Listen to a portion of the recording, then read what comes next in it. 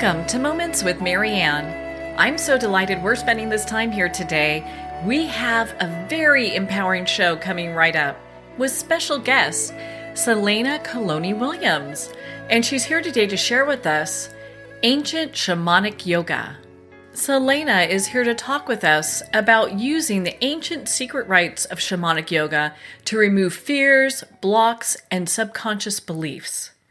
So Selene's been on the show before. We've been so lucky to have her. She has a degree in psychology with a master's in screenwriting. She has authored several books and documentaries on psychology, deep ecology, shamanism, yoga, philosophy, and anthropology.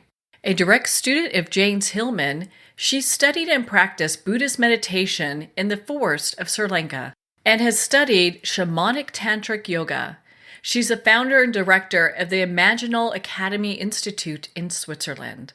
Selene is also the author of the best-selling book, The Mother Mantra, The Ancient Shamanic Yoga of Non-Duality. So let's welcome to the show, Selene Calloni Williams. Hi, Marianne. Hi, everybody. Thank you for having me. It's a pleasure to be here. What a joy it is to have you here and such an honor. My goodness, I love having these conversations with you. And I was so excited that we get to have another one, especially when we're talking about like shamanic yoga. And I think a lot of people here in the US are like, what is that? What is shamanic yoga? Oh, yes. Shamanic yoga is a very ancient, primordial, ancestral, and animistic form of yoga. And its main feature is ecstasy and mystical marriage, which is the non-duality. Ecstasy is a transcendental state of consciousness, is an amplified state of consciousness, is an intensified state of awareness, of clarity, of sight. Entering this state in a shamanic yoga tradition is known as entering the psychic forest, or as I love to call it, the imaginal forest. And beware, imaginal, not imaginary, because imagination is a psychological enactment of the I. But imaginal is a place, is a dimension, is the no man land, is the earth in between, where all the opposites meet, human and divine, conscious and unconscious, life and death, visible and invisible, and is non-duality, the two in one, or better, the three in one, because the number of non-duality is three. The two lovers always giving oneself to the other always create a new manifestation. So there are three elements in non-duality: the two lovers and their creation. And these three elements are distinct but not separate. And this is the magic formula of a non-duality: three in one, distinct but not separate. And at the end is the Trinity, which is the natural condition of everything. It is the condition in which we can find everything in nature: a tree, an eagle, a wolf, a butterfly. You see? Yeah, I do. And I'm so glad that you took the time to explain that. When we talk about the essence of non-duality and the marriage of three, that's where all consciousness comes from. Is that correct? Yes, is that correct? Yes, because through the encounter of in Sanskrit we say Purusha and Prakriti. Purusha is the spirit and Prakriti is the nature. Through this encounter, we have the manifestation, the creation. So this is the three in one. So when we talk about the Trinity, the three in one, that actually is something that is within pretty much all different esoteric traditions and trainings and teachings? Yes, of course. This is an image which is in the deep knowledge of all spiritual traditions of the world. And in shamanic yoga, this is experienced directly by the people who practice yoga, because shamanic yoga is so primordial, is so primordial and simple and direct form of yoga that everyone can experience this state of consciousness, the 3-in-1, which is an ecstatic and also an aesthetic state of consciousness. Beauty is the best expression of the Trinity, because beauty is the expression of love and of the ability to give oneself to the other, and of the manifestation of the creation that generates from this giving. And this is also the sacredness. Yes, we can call it sacredness. And it is a dimension that as a society we have lost. And we have to bring it back, absolutely, because we can't go any further without sacredness. In a desacralized society, individuals are victims of an endless array of illusionary needs, of consumerism. We have absolutely to bring a sacredness back in our life. And shamanic yoga gives a great help in that. It's interesting because we are in this time where it seems that there's this huge separation between, people who are really going after materialism and those who are seeking their spiritual path. Is it possible to do both? I know a lot of times they say you can't serve both masters. Oh, yes, of course, it's possible to do both.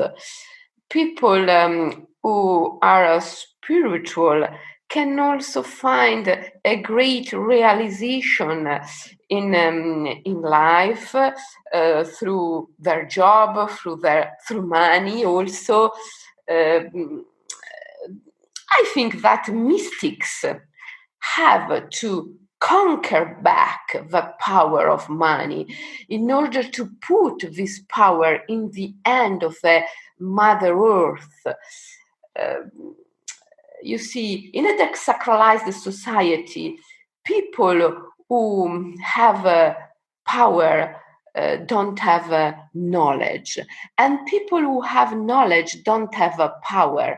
Yes, people who have power have a certain knowledge, but it is a technical knowledge, a strategical knowledge. Is not a true wisdom. And people who have a knowledge are interested only in the seek of the truth. They are not interested in power. And so in a desacralized society, we have a huge separation between power and knowledge. And we have absolutely to fill the gap, to overcome this gap. That means that people who have the knowledge, people who are through seekers of the truth, have to try to conquer back the power of money in the society in order to give it back to the Great Mother, to the Mother Earth. Otherwise, we will end up to destroy the nature and wildlife completely. You see, we are in a great danger nowadays. But in order to help nature, we have to change the of tools, which is the thinking method. We can't help nature using the same tools by which we have destroyed it. We have absolutely to change our thinking method. And this means going back to the sacredness, or bring sacredness back in our lives. Being mystic, remember our ability to feel the spiritual joy, the spiritual happiness within our heart, and reconnect ourselves with the with the beginning of all things, which is love. But because we carry from our previous life a certain resistance to love in form of attachments and fears, this is a little bit difficult for us at the moment. And this is why the practice of shamanic yoga is very important, because shamanic yoga is a powerful tool to melt attachments and fears and realize where we are. In truth, we are in love. We are in a marvelous place, which is the imaginal forest. We are in non-dual state, which is our home. And we have to remember that by melting attachments and fears. And this is what shamanic yoga is for. Well, when you started researching shamanic yoga, what was that experience like for you? Was it life-changing? Oh, yes, completely. You see, I met my shamanic yoga teacher many years ago. I was very, very young. And when I met him, it was a reunion. The first time he saw me, he told me, it's a pleasure to meet you again. And his name was Michael Williams, but he was far from British. He had been adopted by 3 different families, and he had run away from them all within a few years. When I met him, he was living with an eagle. And I was in Sri Lanka at that time, studying Buddhism and meditation. And the encounter with shamanic yoga was for me a really a great experience, because it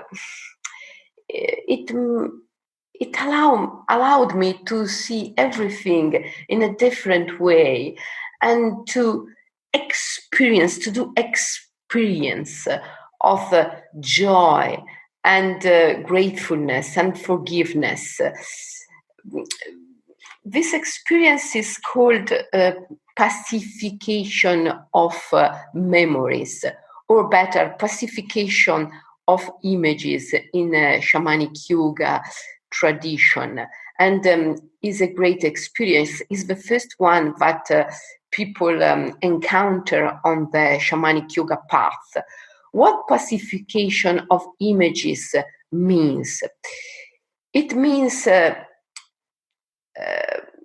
being able to evoke our memories, or the most striking images of our lives, and know them as spirits, not simply as memories, but as spirits.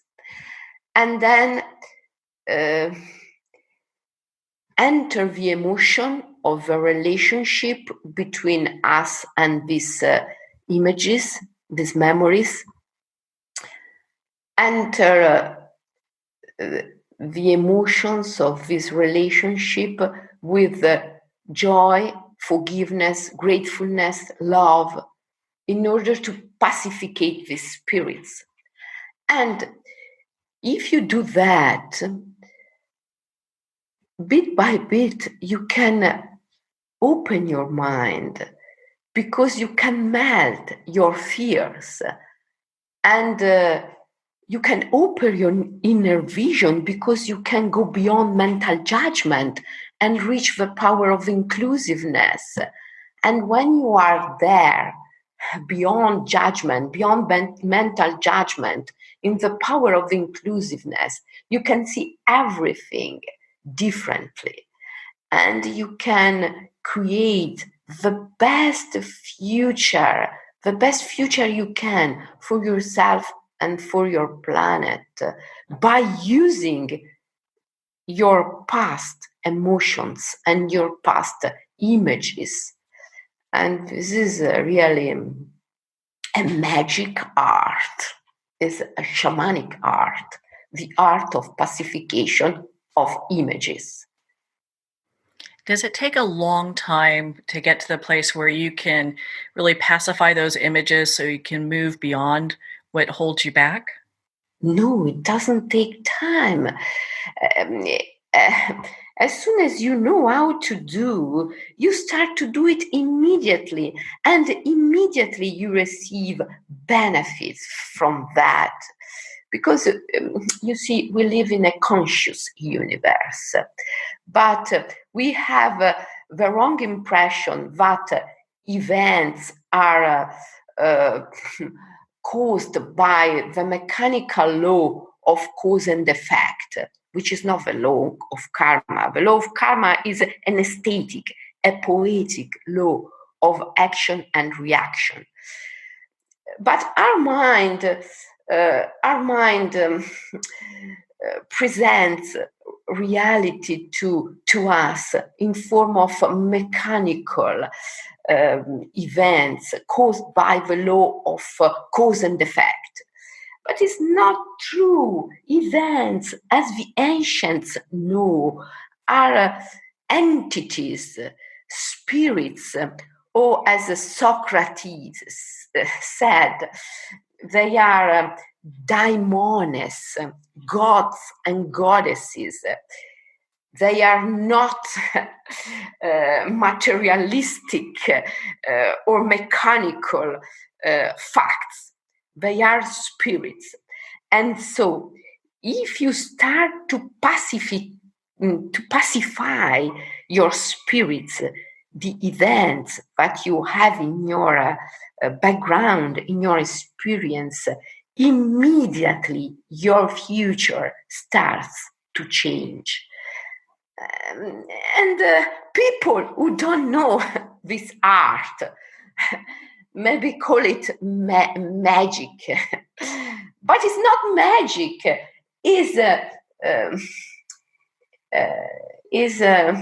Is something that comes from a deep wisdom, a deep knowledge, which is a knowledge of the heart.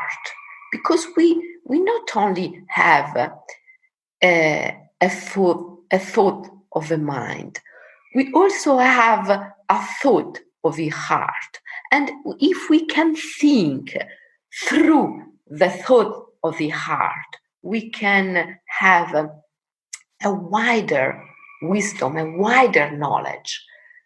You see? Yeah, I see how that all comes together. It's interesting when we look at how many transformations can take place with the mother mantra and using shamanic yoga. Because I think a lot of times people might get hung up with the word the mother mantra because they don't really understand what that means. But you look at the ancient origins of shamanic yoga, and there's so much energetically that can really be done to kind of move people to that next level that they're looking to get to. Yes. We call it mother mantra because the core of shamanic yoga tradition is a mantra. And this mantra requires an initiation, and it has the power of reabsorbing or withdrawing reality.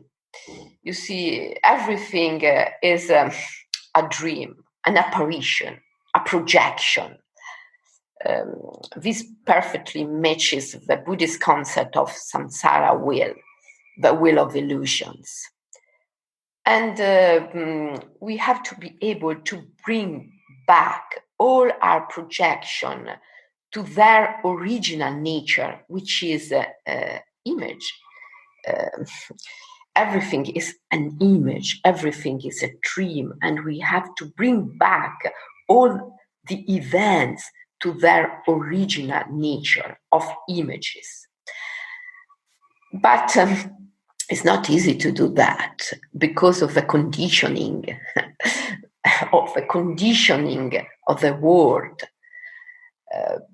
And so a mantra, a powerful mantra, can help us a lot because it can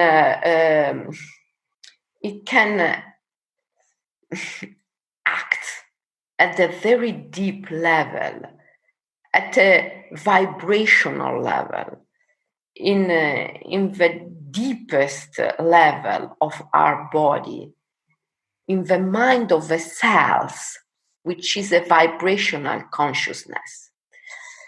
So the Mother Mantra is a very powerful mantra, but there are also some other mantras in the Mother Mantra traditions that don't require a strong initiations.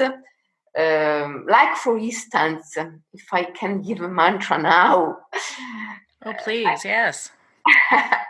Yes, like, for instance, the mantra O Ratun, O Ratun, which is the mantra, which is a mantra used in the pacification process, because O, the sound O, it's you. The sound Ra is the image that you want pacificate. For instance, the image of your mother, the image of your father, the image of your childhood, for instance, and or the image of one striking event of your life. So, O, it's you. Ra is the image that you want pacificate, the event that you want pacificate, and Tun is your relationship, the most striking emotion of this relationship. When you repeat Ora Tun, you must evoke an event and enter the emotion of your relationship with this event, enter the emotion with gratefulness, forgiveness, and love. And you must recognize the event as a spirit, as a god or a goddess, as your guide spirit, for instance. And then you should be willing to create the best future you can for yourself and for your planet through this event, through the emotion of your relationship. Oratun is a very powerful mantra for the pacification of images and can be used in any occasions. Simple but powerful. Yes, it really is. And it's interesting when people make this conscious choice to, it's not really even reframe, but to change the energy of these events that have held them back. That's where all the magic starts to happen. Yes, because usually people put the events, which are entities, spirits, in the cage of mental judgment. And so the events, which are spirit, become angry for that. And this is why we have to pacificate the events. Otherwise, we have a lot of spirits angry spirit, angry ghosts that follow us. And we can't live in peace. Well, it seems a lot of this anger is the past events as well that are coming back in a way to haunt us until we deal with them. Oh yes. Our past haunts us until we deal with it. Yes. Mm. So I know that you talk about how our survival instinct plays a part in our evolution of consciousness. And I'd love for you to share a little bit of that for our listeners. Oh, yes. But survival instinct is a means, a tools of sacredness. Because sacredness is the ability to give one to the other in order to create, to manifest a new creation. And giving must be conscious, aware. And so the instinct of survival help us to give ourselves consciously. But it has not to be accompanied by the fear of death. We must realize that as long as we don't know how to die and be born again, we will remain unhappy wanderers on a dark earth.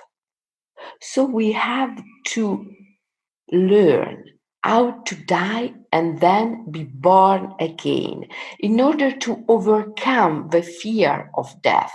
Life and death are simultaneous. But the Chitta Maya, as the Buddhists say, the deceit of our consciousness, make us see the life and death separate, distinct and separate. They are distinct, but they are not separate. And so we have to understand the instinct of survival, which is in nature, as an ability as a component, as a form of sacredness, through which nature can offer itself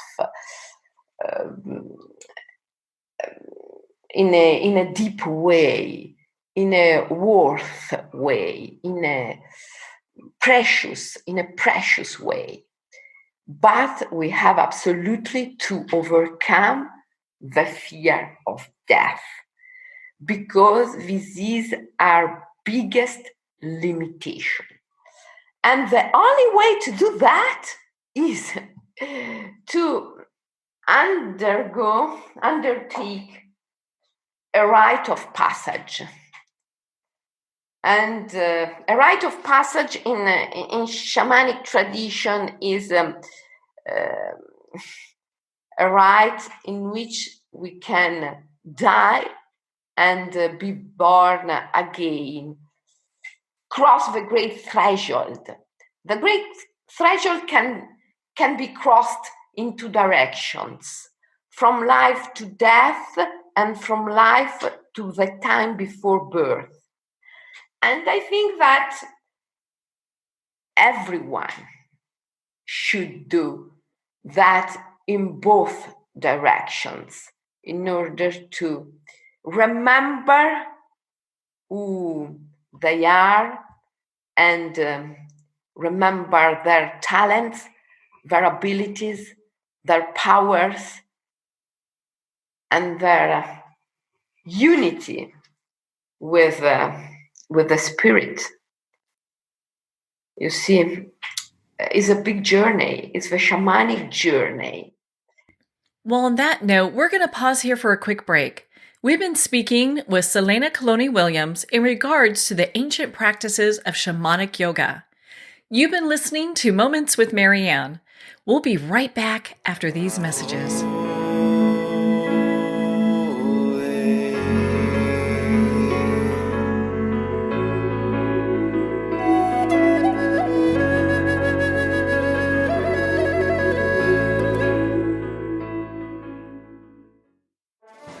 Internationally recognized and award-winning author Judy Goodman works and teaches outside the box of limited thinking. Working with people from every walk of life, her goal is to empower you to be the best you can be, no matter what the challenge is. Born with the gift of seeing beyond our normal vision, she has an extraordinary gift of working with every challenge. Teaching beyond conventional wisdom, her work is described as life-changing. Visit judygoodman.com. That's judygoodman.com.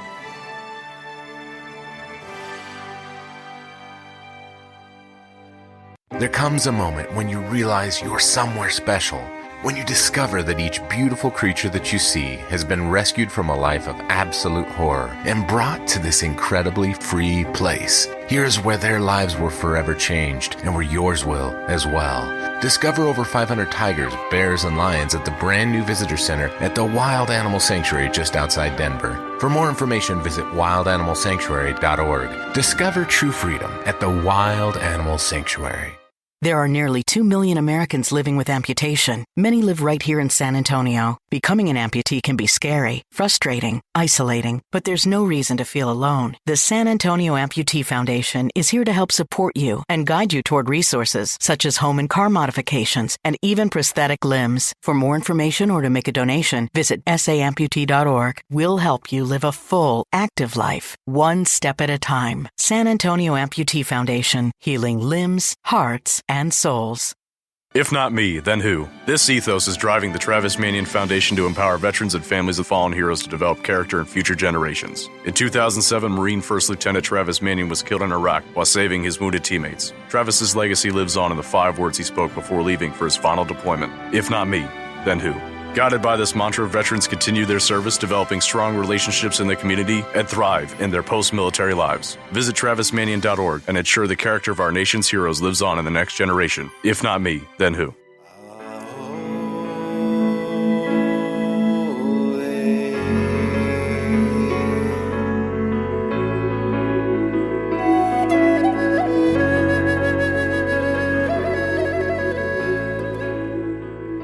Welcome back to Moments with Marianne. We're here today with special guest Selene Calloni Williams, who's sharing with us the ancient practices of shamanic yoga. Now, before we went for break, we were talking about this spiritual journey, the part of our spiritual evolution, and how it always seems that we come to this place where we're reaching a new plateau in our spiritual development and enlightenment. When someone starts working with the Mother Mantra, do they get that same leveling out as well, where they'll work on issues and it plateaus and then they're working on another one? Oh, yes. When someone starts to work with Mother Mantra, improve level by level. And you see, Dostoevsky said, beauty will save the world. And this is something that on the path of shamanic yoga, you can experience very, very strongly. Because beauty is willingness to love, is poetry. And shamanism is poetry, is a poetic experience of life. Every one of us can do this experience, but we have to discover a power, to remember a power within us. And through the practice of the Mother Mantra, this can be done step by step, level by level, until the full remembrance, which is a really beautiful experience, is the experience of ecstasy. Well, when we talk about the experience of ecstasy, is that also a place of inner peace, of belonging? What is that like? Oh, ecstasy is an experience beyond mind. You see, when you are in ecstasy, all the images of your life are pacified because you are beyond mental judgment, and you are in the inclusiveness, and you are the three in one. And so life and death, visible and invisible, conscious and unconscious, are perfectly unite, distinct but not separate. And this is the condition of creation. When you are in ecstasy, you are the co-creator of your reality, because you are at the beginning of all things. Where everything takes place, and you can create your reality. You are no more a victim of events. You are the co-creator of events within your guide spirit, with the divinity. And ecstasy is a so natural condition, and it's so simple to get in there, but so difficult because we have a mind, which is a great obstacle to that. We have absolutely to go beyond our mind, and for that we have to melt attachments and fears, because our mind works on attachments and fears. And when we are beyond the mind, we are not without thinking. We are in another mind. We are in a supramental vision. So going beyond mind doesn't mean losing the power of thinking, but reach a wider thinking power, a wider thinking method. You see, Mm-hmm. And we have to do that nowadays in order to help nature, because we can't help nature using the same tool by which we have destroyed it, the thinking method, the judgmental thinking method. We have to go beyond this. Yeah, without nature, it really disturbs the balance. When we talk about, if I understand this correctly, and correct me if I'm wrong, it disturbs the balance if we talk about the not just our world environment and how we live in it, but also the trilogy itself and how we come to a place of inner peace. Yes. Nature is absolutely a great teacher for us. We have to save it. We have to save wildlife, and we have to stay in nature as much as possible. Because by staying in nature, we can learn so much. Only by staying in nature, you see, nature is beauty. And beauty is sacredness, as I said, is the ability to give oneself in order to create over themselves. And nature and beauty also is impermanence. You see, if you think at a flower is beautiful because it's impermanent. If you think at a flower, a plastic flower, but never end, is not beauty. It is a plastic flower. Evanescence, impermanence is a component of beauty. And so if you stay in nature, you stay in beauty. And when you are surrounded by beauty, you can melt your fear of death, because you can do the experience of impermanence, of evanescence, without a fear.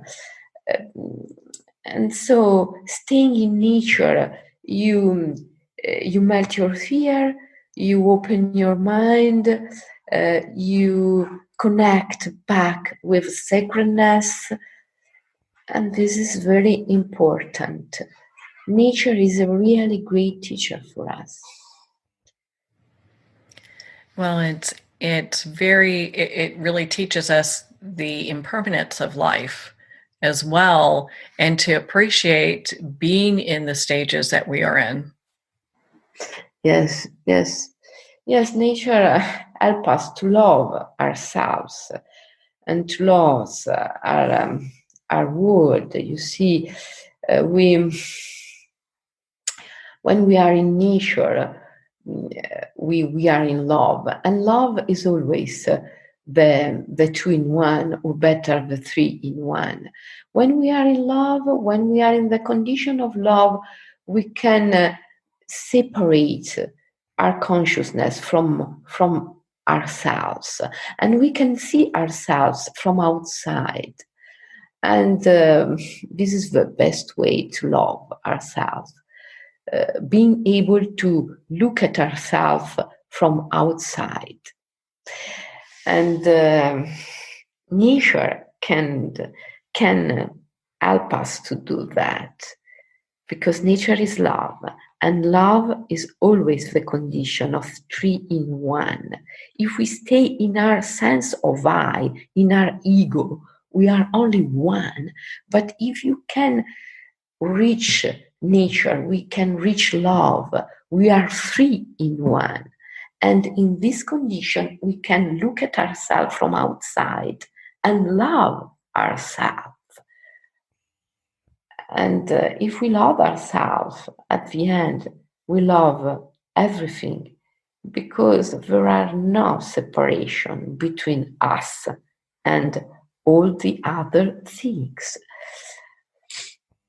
You know, it's interesting. You have people that feel like their souls and their bodies recharge when they go to the ocean or they go to the mountains, but it always deals with being in nature to get this spiritual and energetic recharge.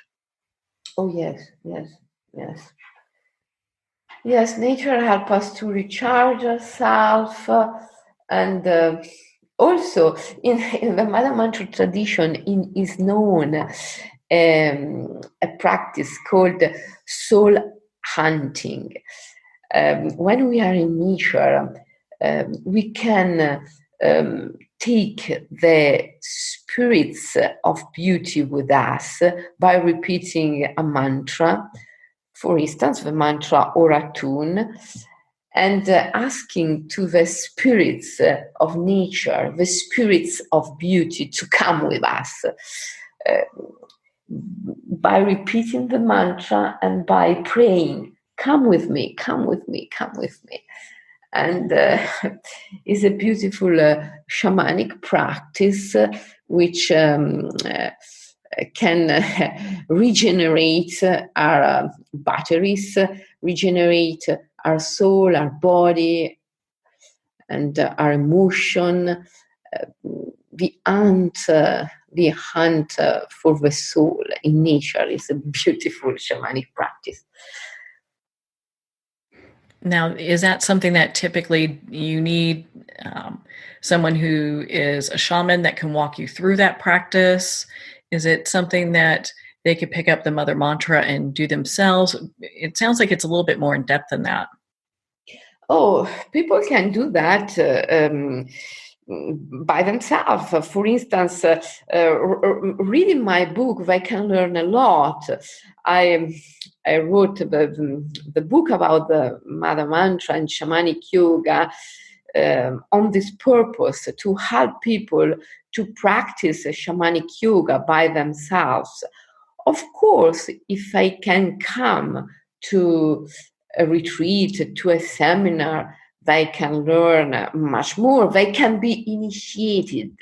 Initiation is really important tool, because nobody can go beyond the mind using the mind.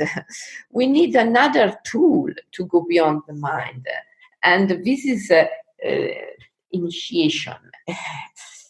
So my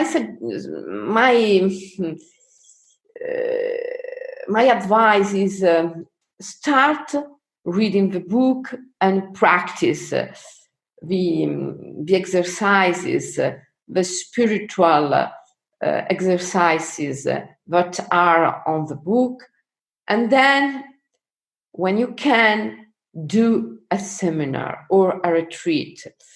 I offer also webinars through my website, also in English, or you can come to a seminar all over the world. I give seminar in many places, in Europe, in Japan, in the US, in UK, and you can come to a seminar and receive an initiation. Well, I know you've got quite a few seminars coming up, and we'll list those, towards the end of this discussion here. And I know we have a little bit more time. When we talk about shamanic yoga, I would love for you to kind of explain a little bit of what that's like.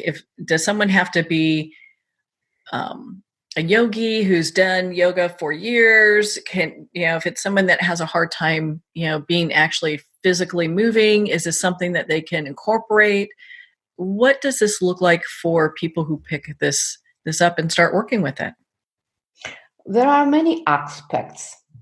There are, for instance, the flowing sequences of shamanic yoga, which are yoga postures done in a sequence with some kind of breath control, imitating the animals' movements, and those are very special body exercises. You can find some example of these flowing sequences on my website. And then we have a vast array of healing practices that are done using the power of the mantra, the mother mantra. And also we have so-called spiritual exercises of morning and evening, which are exercises and practices to met attachments and fears and to withdraw the projections. And then we have a lot of rite of passage, different rite of passage that can be learned and done and redone and done again and again. And every time you do or you repeat a rite of passage, you can understand more intensely. You can see more intensely through your inner eyes. You can experience more intensely the state of ecstasy, because you see, everything is a question of intensity. And by doing and doing again the practice of shamanic yoga, your intensity of experience increase. And day by day, you are more happy, you have a bigger, a more intense clarity of sight, intensity of vision. At the end, you are more alive, because being alive is not a consequence of being born. It's something that we must conquer, we must acquire. You see, we must gain day by day. You get a lot of people who, say that they are just kind of going through life and going through the motions, and they've really lost happiness, hope, feeling of purpose. And to be able to regain just an ounce of that would mean so much. And so this practice, can bring people back into that state where they're starting to feel that inner joy. Oh, yes, absolutely. In 2013, I was asked to become a sort of herald by the Shaman Union, which is an association of Siberian hereditary shamans,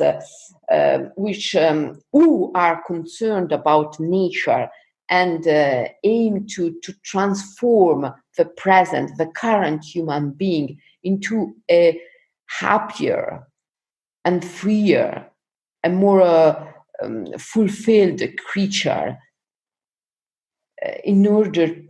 Because if we are happier, of course we are more eco-friendly. If we have anger or depression within us, we don't care about nature. Of course, we have an hard life. How can we care about nature? How can we help nature if we have an hard life ourselves? So make people happier is a big aim of shamans nowadays. Make people happier, because if people are happier, they are more peaceful, more kind with nature, and save nature is the biggest goal of shamans nowadays. Because a shaman can't exist without nature. A shaman is a human being which is inseparable from nature. Like a wolf, like an eagle. It's not an animal, it's a human being, but is inseparable from nature, exactly as a wolf or an eagle or a butterfly. Well, it's interesting, as we look at ourselves and our place in the universe and on this planet, we are not separate from nature either, but we tend to do that quite often. And I think it's part of our evolutionary spiritual process is to get into this place, get back to this place of really non-duality. Oh, yes. It is a part of our process, losing non-duality and recover it, remember it. This is the process. When we come here in this world, we forget. We forget non-duality. We forget love. We forget our home, which is love, and we have to remember it. Life is a path of remembrance. We have to remind ourselves of love. We have to remind ourselves of the time of the beginning, the place of the beginning, which is the place of love, where everything is distinct but not separate from divinity. And this is what life is meant for. I mean, life is a journey of remembrance. Well, and when we look at the ancient traditions of, the ancient shamanic practice and shamanic yoga, and we look at the mother mantra, it's much more than a yoga practice. There's more information there on actually moving spiritually to another, I don't want to say like a position, but another place that we're really desiring to be. Oh, yes, of course. Shamanic yoga is not like yoga, but people know usually. is not only about yoga posture or breath control. Is a very deep spiritual path which can bring us to the origin of all things. It comes from ancient time, it comes from primordial, ancestral time, before we lost our awareness. And so it brings within itself the symbols and the forces, the energies that can awake us to the memory of the beginning. Yeah. Primitive is not simply something which is close by animal state. Primitive is something which is close to the divinity state. Well, and I so appreciate that you explained that, because I think a lot of times when people think of shamanic yoga, they're not quite sure exactly where that's going to lead them.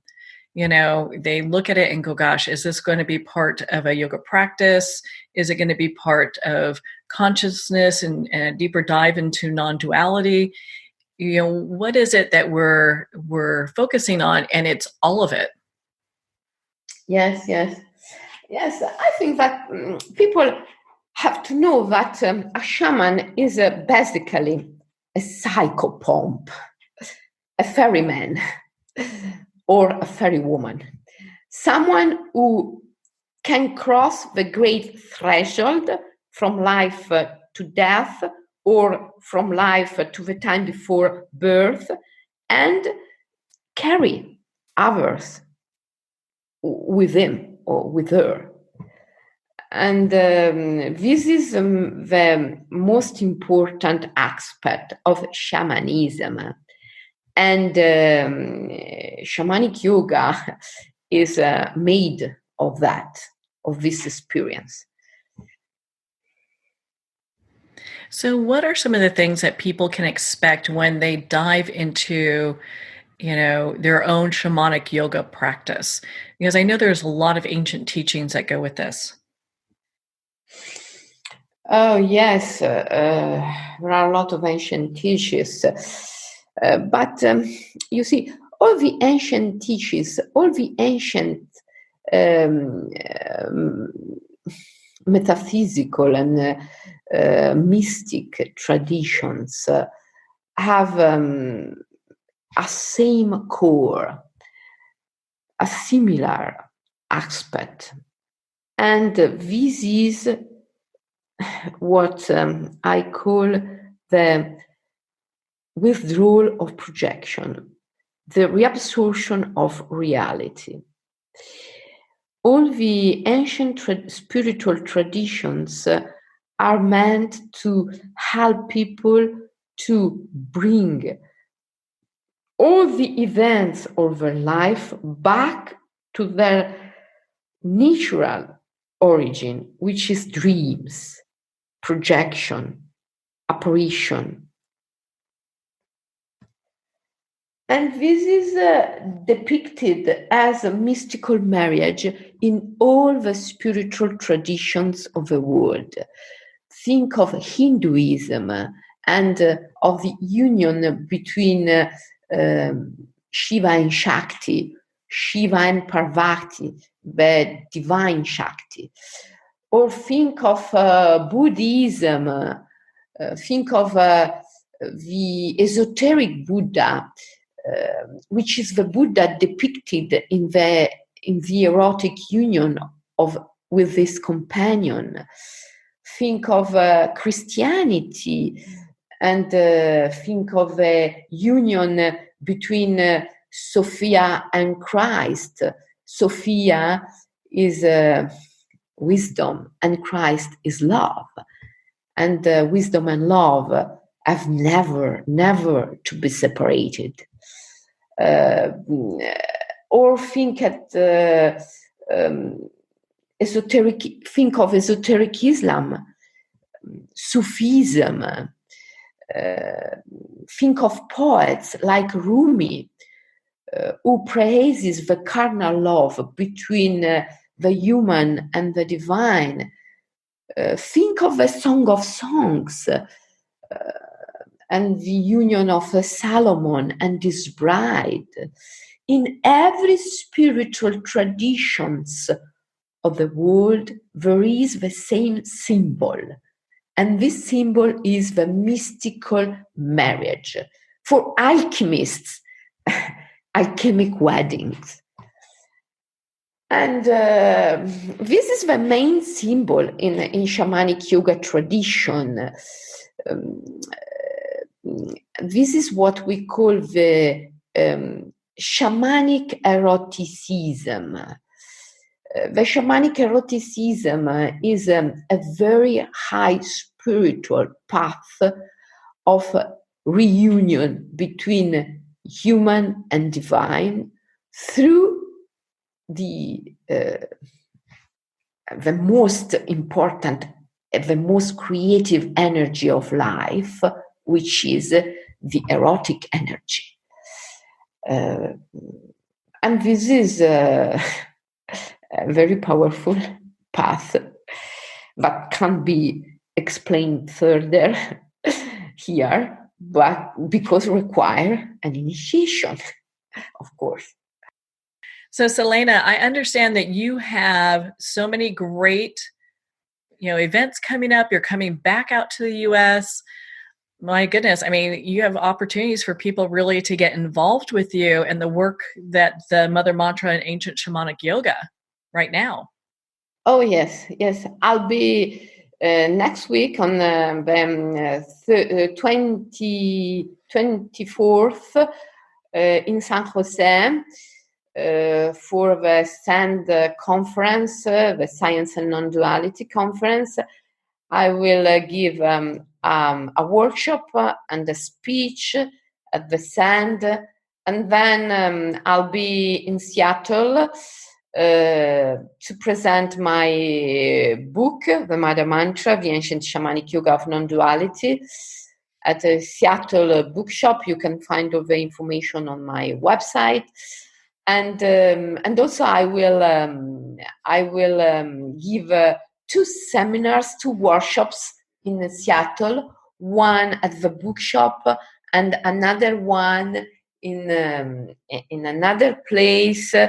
You can find the address on my website, and yes, all the other events are on my website until the end of 2020. All the events are listed on my website. Well, Selene, thank you so much for taking the time to be on the show with us here today. Oh, thank you to you, Marianne, for having me, and thank you for the listeners. Well, thank you. It has been such an honor to spend this time with you, and of course, to talk about ancient shamanic yoga with you.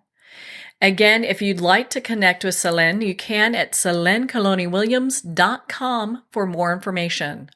We're so lucky that she's in the U.S. right now, and you can actually see her at the SANS conference this weekend. So it's taking place in San Jose. That'll be followed up with a book signing and special workshop at the East West Bookstore in Seattle on November 1st and November 2nd. Well, we're at the end of our time today. I would like to thank everyone for tuning in. You're listening to Moments with Marianne. And remember, make every moment count.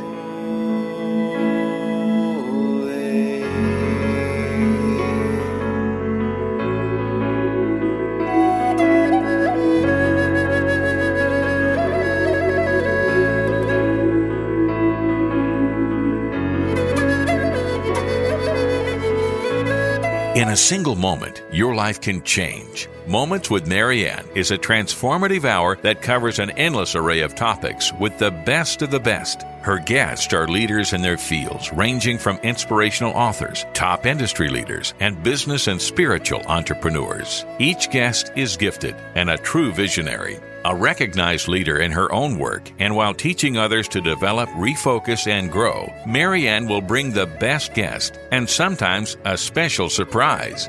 Don't miss this. You never know just which moment will change your life forever. Moments with Marianne airs every Sunday, Monday, Thursday, and Friday at 8 p.m. Eastern and 5 p.m. Pacific Time. Make sure to tune in and visit momentswithmarianne.com for more information.